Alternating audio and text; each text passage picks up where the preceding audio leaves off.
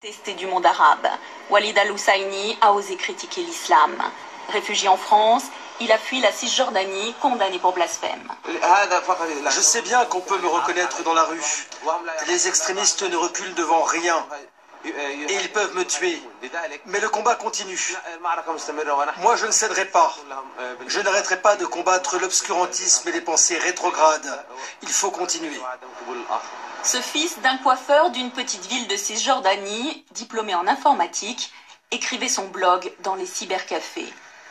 Dans cet article, Walid écrit qu'il s'est découvert athée en terre d'islam. Mais lui aussi brandit l'arme de la caricature, ose dire que le Coran incite à la violence, se moque du prophète. Plus de 150 000 personnes le lisent, une libre pensée sur Internet qui dérange. Les services secrets de l'autorité palestinienne décident de le faire taire. Quand j'ai été arrêté en 2010, j'ai été torturé. On m'a privé de sommeil.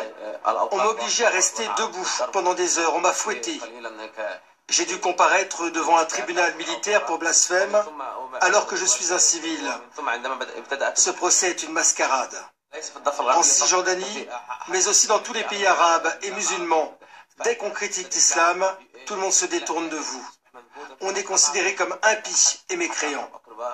Walid al-Husseini parviendra à s'enfuir en Jordanie pour rejoindre la France où il écrira son livre.